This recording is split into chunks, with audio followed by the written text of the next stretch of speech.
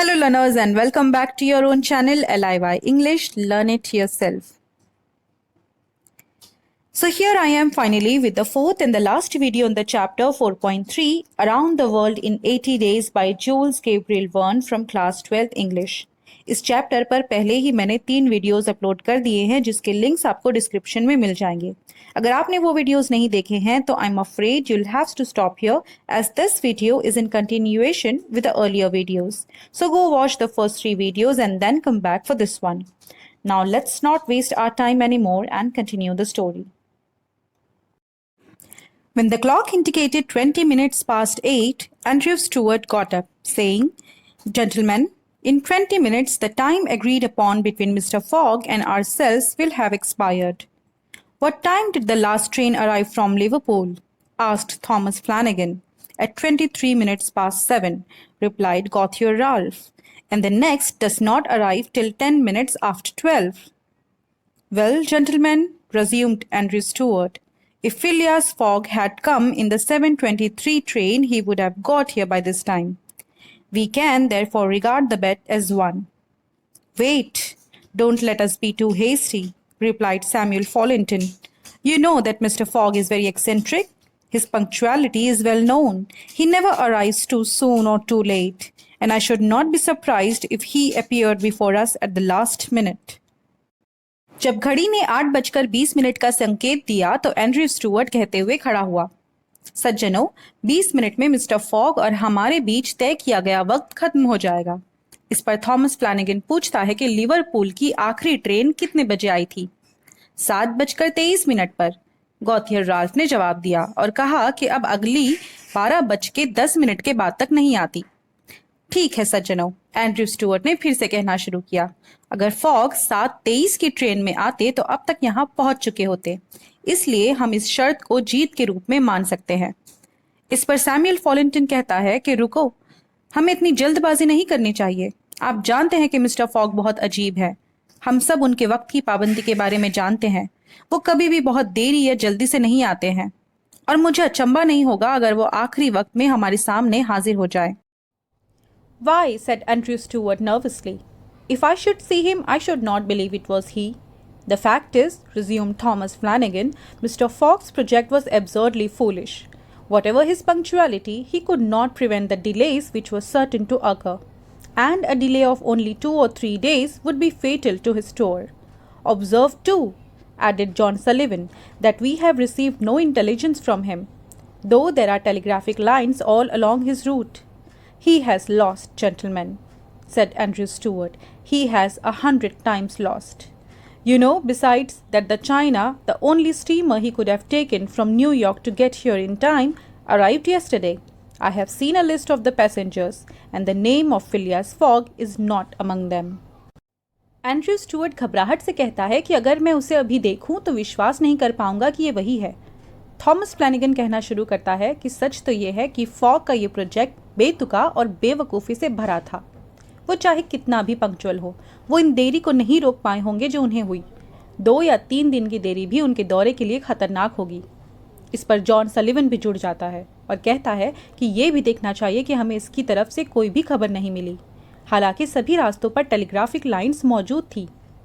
Andrew Stuart कहता है कि वो हार गया है, वो पक्का हार गया है. इसके अलावा आप जानते हैं कि चाइना, जो एक अकेला स्टीमर जिसे वो न्यूयॉर्क से वक्त पे यहाँ पहुँचने के लिए ले सकता था, कल आया है और मैंने पैसेंजर्स की लिस्ट देखी है और उसमें फॉग का नाम नहीं है. Even if we admit that fortune has favored him, he can scarcely have reached America. I think he will be at least 20 days behindhand, and that Lord Albemarle will lose a cool 5,000. "It is clear," replied Gauthier Ralph, "and we have nothing to do but to present Mr. Fogg's cheque at Barings tomorrow."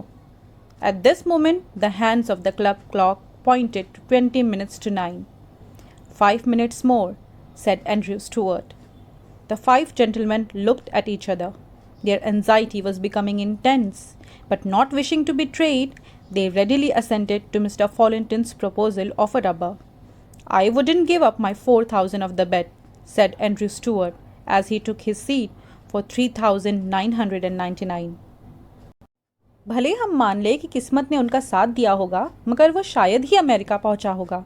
मुझे लगता है कि वो कम से कम 20 दिन पीछे होगा और लॉर्ड एल्बर्माल अच्छे खासे 5,000 हार जाएंगे। ये बिल्कुल साफ है, गॉथियर राल्फ कहने लगा, और हमें कल बैरिंग्स में मिस्टर फॉग का चेक प्रेजेंट करने के अलावा कुछ भी नहीं करना है। इस वक्त क्लब की घड़ी में 9 बजने में 20 मिनट बचे थे। एंड्रयू स्टुअर्ट ने कहा, 5 मिनट और। पांचों लोगों ने एक दूसरे को देखा। उनकी बेचैनी और भी बढ़ रही थी, लेकिन वो अपनी इस बेचैनी को एक दूसरे के सामने नहीं लाना चाहते थे। इसलिए उन लोगों ने फॉलिंगटन के रबर यानी कार्ड्स गेम के प्रपोजल को तुरंत एक्सेप्ट कर लिया। एंड्रयू स्टुअर्ट ने खेल की टेबल पे बैठते हुए कहा, मैं अपनी 4,000 की शर्त 3,999 के लिए भी नहीं छोड़ूंगा।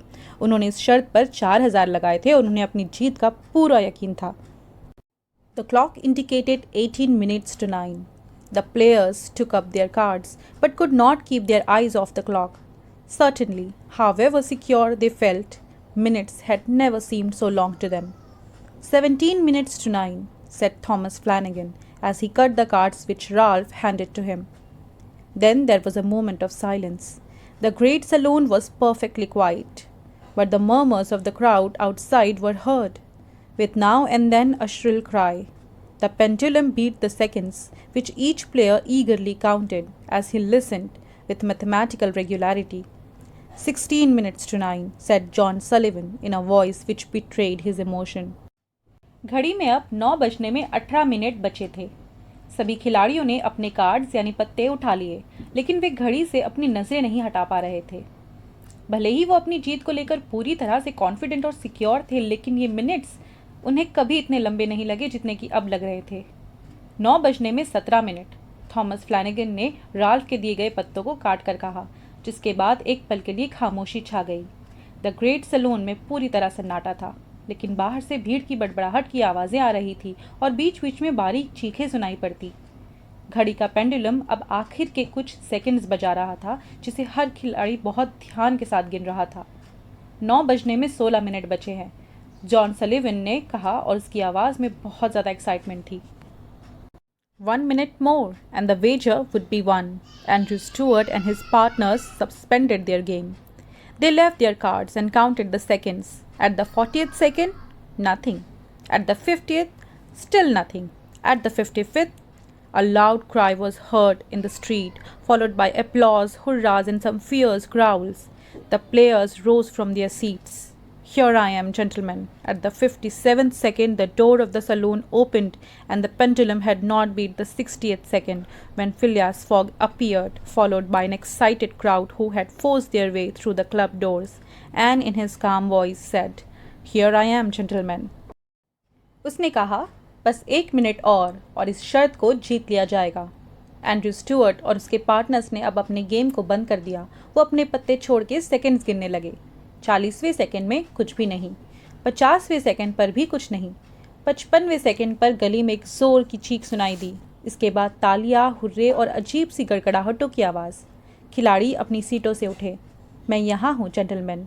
57 यानी 50 पर 7वें यानी 57th सेकंड पर सलून का दरवाज़ा खुला और पेंडुलम ने 60वां सेकंड नहीं बजाया जब फिलियास फॉग आ गया। उसके पीछे एक एक्साइटेड, उत्साह से बड़ी भीड़ जब क्लब के दरवाजे से जबरन अंदर घुस आई थी। फिलियास फॉग की शांत आवाज़, मैं यहाँ हूँ सज्जनों। तो लर्नर्स, अगर आप अभी कंफ्यूज हो गए हैं कि कहानी में ये क्या हो गया है, तो आपकी कन्फ्यूजन दूर हो जाएगी इस आखिरी चैप्टर में, जो नॉवेल का 37th और लास्ट चैप्टर है, in which it is shown that Phileas Fogg gained nothing by his tour around the world unless it were happiness. Yes, Phileas Fogg in person. The reader will remember that at 5 minutes past 8 in the evening, about 5:20 hours after the arrival of the travellers in London, Passepartout had been sent by his master to engage the services of the Reverend Samuel Wilson in a certain marriage ceremony, which was to take place the next day. With his hair in disorder and without his hat, he ran. Passepartout went on his errand enchanted. He soon reached the clergyman's house, but found him not at home. Phileas Fogg ने personally दुनिया के इस दौरे से खुशी के अलावा कुछ नहीं पाया। नॉवेल के इस आखिरी चैप्टर की शुरुआत करते हुए ऑथर कहते हैं कि रीडर्स को याद होगा कि शाम के 8:05 पर ट्रैवलर्स यानी फॉग, ओदा और पासीपाताउत के लंदन आने के लगभग 25 घंटे बाद पासीपाताउत को उसके मालिक यानी कि फॉग ने रेवरेंड सैमुअल विल्सन के पास भेजा था ताकि वो उनसे शादी की रस्म के बारे में बात कर ले जो अगले दिन होने वाली थी। अपने बिखरे बाल और टोपी के बिना वो तेजी से भागा। वो इस काम के लिए बहुत एक्साइटमेंट और खुशी से निकला था।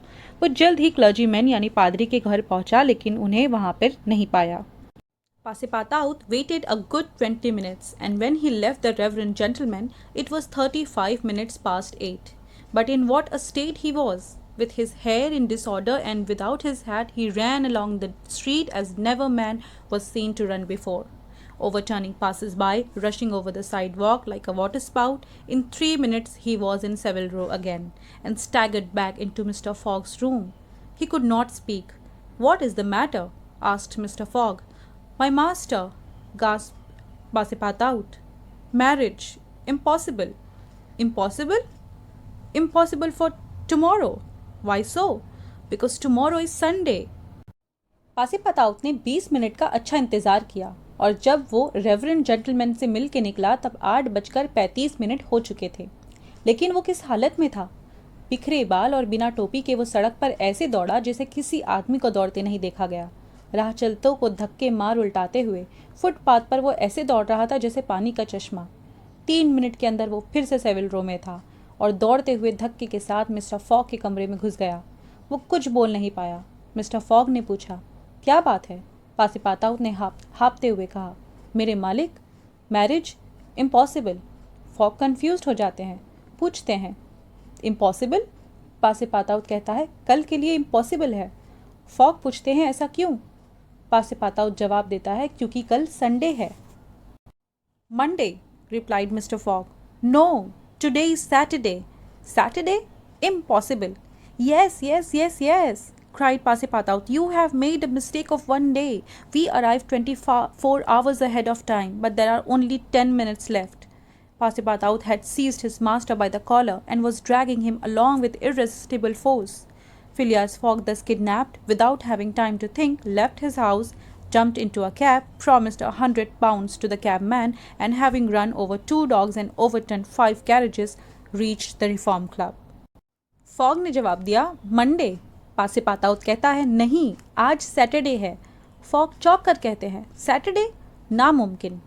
पासीपाताउत चिल्ला कर कहता है, "हाँ हाँ हाँ, आपने एक दिन की गलती की है। हम 24 घंटे पहले पहुंचे हैं, लेकिन अब सिर्फ 10 मिनट बचे हैं।" पासीपाताउत ने अपने मालिक को कॉलर से पकड़ लिया था और उसे अब पूरी ताकत के साथ खींच रहा था। ऐसे लग रहा था फॉग को पासीपाताउत ने किडनैप कर लिया है। उनके पास सोचने के लिए भी वक्त नहीं था। वो तेज़ी से घर से निकले और एक कैब में कूद गए। कैबमैन को 100 पाउंड्स का वादा किया। 2 कुत्तों पर से गाड़ी चलाते और 5 गाड़ियों को उल्टाने के बाद वो आखिरकार रिफॉर्म क्लब पहुंच गए। The clock indicated 9:15 when he appeared in the great saloon. Phileas Fogg had accomplished the journey round the world in 80 days. Phileas Fogg had won his wager of £20,000. How was it that a man so exact and fastidious could have made this error of a day? How came he to think that he had arrived in London on Saturday, the 21st day of December, when it was really Friday, the 20th, the 79th day only from his departure? The cause of the error is simple. Phileas Fogg had, without suspecting it, gained one day on his journey, and this merely because he had travelled constantly eastward. He would, on the contrary, have lost a day had he gone in the opposite direction, that is westward. जब फिलियास fog great salon में हाजिर हुए तो घड़ी 8:45 का समय बता रही थी। फिलियास फॉग ने 80 दिनों में पूरी दुनिया की यात्रा कर ली थी। फिलियास फॉग 20,000 की शर्त जीत गए थे। ऐसा कैसे हुआ कि छोटी छोटी बारीकियों पर कड़ी नज़र रखने वाला आदमी एक दिन की गलती कर गया?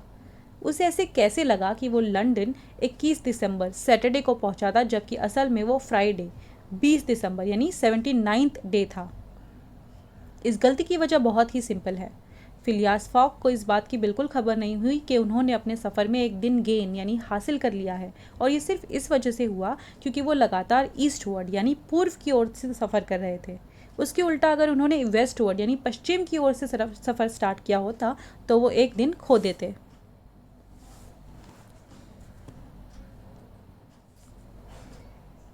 In journeying eastward, he had gone towards the sun, and the days therefore diminished for him as many times 4 minutes as he crossed degrees in this direction. There are 360 degrees on the circumference of the earth, and these 360 degrees multiplied by 4 minutes gives precisely 24 hours. That is, the day unconsciously gained. In other words, when Phileas Fogg going eastward saw the sun pass the meridian 80 times, his friends in London only saw it pass the meridian 79 times. This is why they waited him at the Reform Club on Saturday and not Sunday, as Mr. Fogg thought. Eastward यानी पूर्व की ओर सफ़र करते हुए वो सूरज की ओर बढ़ रहे थे और इसलिए उनके लिए दिन हर एक डिग्री पार करने पर 4 मिनट के हिसाब से कम हो रहे थे। अर्थ के सकमफ्रेंस पे कुल मिला के 360 डिग्रीज़ है, तो 360 डिग्रीज़ को 4 मिनट से गुना किया जाए यानी मल्टीप्लाई किया जाए तो होते हैं 24 घंटे, यानी कि पूरा एक दिन, जो फिलियास फॉग ने अपने सफ़र में अनजाने में हासिल किया। यही वजह है कि उनके विरोधियों ने सैटरडे को रिफॉर्म क्लब में उनका इंतज़ार किया, ना कि संडे को, जैसा कि मिस्टर फॉग ने सोचा था। And Passepartout's famous family watch, which had always kept London time, would have betrayed this fact if it had marked the days as well as the hours and the minutes.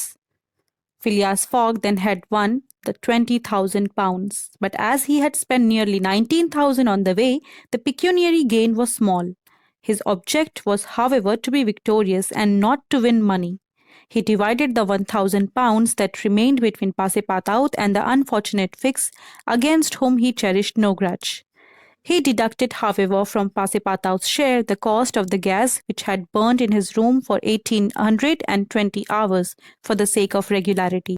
और पासेपाताउत की famous family watch जो हमेशा London के time से चलती थी, उसने भी इस फैक्ट को इग्नोर किया। अगर वो दिनों के साथ साथ घंटों और मिनटों को भी गिनती तो ऐसी गलती नहीं होती। तो इस तरह फिलियास फॉग 20,000 रुपये जीत जाते हैं, लेकिन उन्होंने अपने रास्ते में लगभग 19,000 रुपये खर्च कर दिए थे। इस हिसाब से ये मॉनेटरी प्रॉफिट जो उन्हें हुआ वो बहुत कम था। हालांकि उनका मकसद जीत को पाना था, ना कि पैसों को। उन्होंने बचे हुए 1,000 भी पासेपाताउत और बदकिस्मत फिक्स के बीच में बांट दिए, जिसके खिलाफ उनके दिल में कोई भी शिकायत नहीं थी। हालांकि उन्होंने रेगुलरिटी के लिए उसके कमरे में 1920 घंटों तक जलने वाली गैस की लागत को पासेपाताउत के हिस्से से काट लिया। That evening, Mr. Fogg, as tranquil and phlegmatic as ever, said to Oda, "Is our marriage still agreeable to you?" "Mr. Fogg," replied she, "it is for me to ask that question. You were ruined, but now you are rich again." "Pardon me, madam, my fortune belongs to you. If you had not suggested our marriage, my servant would not have gone to the Reverend Samuel Wilson's. I should not have been apprised of my error. And dear Mr. Fogg," said the young woman. "Dear Oda," replied Phileas Fogg. उस शाम हमेशा की तरह शांत और पुरसुकून mister fog ओदा से कहते हैं कि क्या हमारी शादी पे अब भी आपकी सहमति है। वो जवाब में कहती है कि ये सवाल मुझे आपसे पूछना है। आप बर्बाद हो चुके थे, लेकिन अब आप फिर से अमीर है। इस पर फॉग कहते हैं कि माफ़ करना मैडम, लेकिन मेरा भाग्य आप ही की वजह से है। अगर आपने हमारी शादी का सुझाव नहीं दिया होता तो मेरा सर्वेंट रेवरेंड सैमुअल विल्सन के पास नहीं जाता और शायद मुझे कभी अपनी गलती का पता ना चलता। ओदा इमोशनल होकर कहती है, डियर मिस्टर फॉग। जवाब में फॉग भी कहते हैं, डियर ओदा। It need not be said that the marriage took place 48 hours after, and that Passepartout, glowing and dazzling, gave the bride away. Had he not saved her? And was he not entitled to this honor? The next day, as soon as it was light, Passepartout rapped vigorously at his master's door. Mr. Fogg opened it and asked, "What's the matter, Passepartout?" "What is it, sir? Why, I've just this instant found out." "What?" "That we might have made the tour of the world in only 78 days." "No doubt," returned Mr. Fogg, "by not crossing India. But if I had not crossed India, I should not have saved Oda. She would not have been my wife." And Mr. Fogg quietly shut the door. ये कहने की ज़रूरत नहीं है कि 48 hours यानी 48 घंटों के बाद उनकी शादी हुई और पासेपाताउत ने खुशी से दमकते हुए ओदा का हाथ फॉग के हाथों में सौंपने की रस्म निभाई। और ऐसा क्यों ना होता? क्या पासेपाताउत ने उसकी जान नहीं बचाई थी? इस तरह क्या वो इस सम्मान का हकदार नहीं था? अगले दिन जैसे ही उजाला हुआ, पासेपाताउत ने जोर से अपने मास्टर का दरवाजा बजाया। फॉग ने दरवाजा खोला और पूछा, क्या बात है पासेपाताउत? पासेपाताउत जवाब में कहता है कि क्या बात है कि मुझे बस अभी कुछ पता चला है। क्या? फॉग पूछते हैं। पासेपाताउत कहता है कि हम सिर्फ 78 यानी 78 दिनों में दुनिया का दौरा कर सकते थे। फॉग कहते हैं इसमें कोई शक नहीं, अगर हम भारत नहीं जाते तो। लेकिन अगर हम भारत नहीं पार करते तो औदा से नहीं मिलता, और औदा को ना बचाता तो आज वो मेरी पत्नी ना होती। और ये बात अधूरी छोड़ के फॉग चुपचाप दरवाजा बंद कर देते हैं। Phileas Fogg had won his wager and had made his journey round the world in 80 days. To do this, he had employed every means of conveyance: steamers, railways, carriages, yachts, trading vessels, sledges, elephants. The eccentric gentleman had throughout displayed all his marvelous qualities of coolness and exactitude. But what then? What had he really gained by all this trouble? What had he brought back from this long and weary journey? Nothing, say you? Perhaps so. Nothing but a charming woman who, strange as it may appear, made him the happiest of men. Truly, would you not for less than that make the tour around the world? Phileas Fogg ने अपनी शर्त जीत ली थी और 80 दिनों में सारी दुनिया का दौरा कर लिया था। ऐसा करने के लिए उन्होंने कन्वेयंस यानी ट्रैवलिंग के सारे ही साधन, जैसे कि स्टीमर, रेलवे, गाड़ी, बोट, व्यापारी जहाज, स्लेज और हाथी, इन सब का इस्तेमाल कर लिया था। इस अजीब आदमी ने अपनी पूरी जर्नी में अपनी खूब सारी अच्छी क्वालिटीज़ का प्रदर्शन किया। लेकिन फिर क्या? इस सारी परेशानी से उसने असल में क्या पाया था? इतने लंबे और थका देने वाले सफ़र से वो क्या लेकर आया था? कुछ नहीं, आप कहते हैं?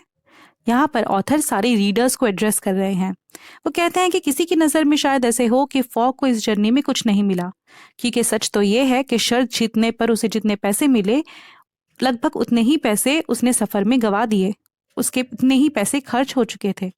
तो क्या उसने कुछ नहीं कमाया था? शायद एक चार्मिंग वुमन यानी औदा के अलावा उसे कुछ न मिला। बात सुनने में अजीब लगे, लेकिन औदा ने फॉग की जिंदगी खुशियों से भर दी थी। सच में, क्या आप इससे कम के लिए दुनिया भर का दौरा नहीं करेंगे?